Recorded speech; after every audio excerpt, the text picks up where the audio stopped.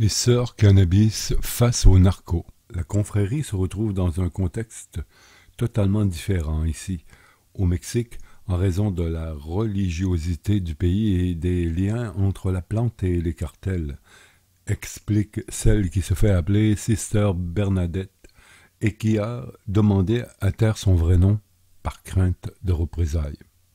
Au Mexique, où la guerre de la drogue a fait des ravages et où le catholicisme est solidement ancré dans la société, l'image de religieuse qui fume de la marijuana fait scandale. Quand elles en font le commerce, c'est un sacrilège.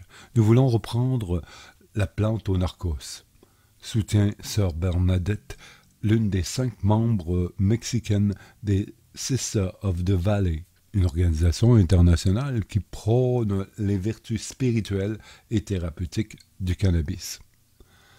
Mise à jour le 13 janvier. Des nonnes pas très catholiques, malgré leur apparence. Elles ne sont ni catholiques ni d'une autre religion. Ces nonnes font plutôt partie d'un mouvement international né en 2014 dans la vallée centrale de Californie appelé Sister of the Valley, qui s'est engagé non pas à propager la parole de Dieu, mais plutôt à prêcher les pouvoirs de guérison du cannabis dans un esprit nouvel âge, tout en faisant le commerce. Ces sœurs transmettent aujourd'hui leur foi aux 4 coins du monde alors que l'organisation compte des missionnaires au Royaume-Uni, en Nouvelle-Zélande, au Danemark, au Brésil, au Kenya et au Mexique. Quand vient la pleine lune, les sœurs de la vallée se réunissent autour d'un feu de camp et répètent ce rituel. Après s'être purifiés en brûlant de la sauge, ils rendent grâce aux satellites naturels de la Terre, aux animaux et aux plantes et fument des joints. Si elles s'affichent allègrement dans les réseaux sociaux, principalement sur Instagram, où on les voit cultiver du pot ou encore animer des ateliers, elles préfèrent garder l'endroit où elles exercent leur activité secret. Comme un certain flou juridique entoure toujours le cannabis au Mexique et qu'une grande partie de sa production est encore liée à des organisations criminelles, les sœurs redoutent d'être inquiétées par la police ou extorquées par des gangsters. Sœur Bernadette, qui est homéopathe, prescrit de la marijuana à ses patients souffrant de cancer, de douleurs articulaires ou encore d'insomnie. Aux États-Unis, où le cannabis est autorisé à des fins récréatives dans une vingtaine d'États, les Sisters of the Valley mènent une entreprise relativement prospère. Les ventes en ligne de teintures, d'huile et de pommades à base de CBD ont rapporté à l'organisation plus de 500 000 $ l'an dernier. Le chiffre d'affaires de la branche mexicaine est beaucoup plus modeste et ne représente qu'une fraction de celui réalisé au Grand Nord du Rio Grande, soit environ 10 000 $ par an.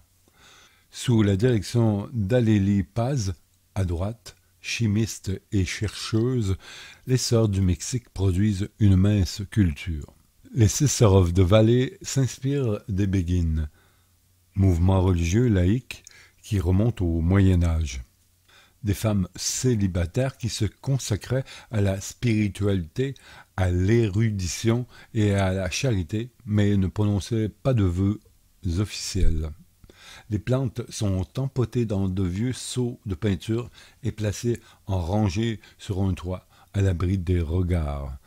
Une fois que les jeunes pousses arrivent à maturité, les sœurs les déplacent dans des jardins privés clos, dénichés grâce à l'aide de femmes âgées de la communauté qui soutiennent le mouvement. Les sœurs cultivent la plante sacrée dans une ferme située en périphérique d'un village au centre du Mexique, une activité que les 5 amis pratiquent à temps partiel, essentiellement le week-end. Selon elles, leurs habits religieux confèrent une image d'uniformité au groupe et une aura de respectabilité à la plante. Mais les sœurs de la vallée ne renient pas l'aspect marketing de leur choix vestimentaire. Elles savent très bien qu'ainsi, elles attirent l'attention des médias. Lors d'un récent week-end qu'a passé l'agence de presse Reuters à la ferme secrète, la production de marijuana était ponctuée d'innombrables pauses joints, véritable moment de communion pour les sœurs cannabis.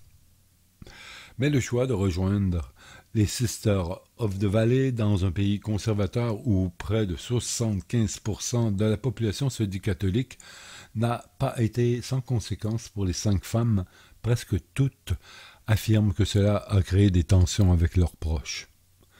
Ferventes avocates d'une légalisation totale du cannabis, les sœurs mexicaines soutiennent que la guerre menée contre les cartels par les autorités d'Amérique latine depuis une vingtaine d'années est un échec retentissant qui n'a mené qu'à plus de violence et à une incarcération de masse. Photo Raquel Conrad, Reuters. Ok, c'est qui cet article?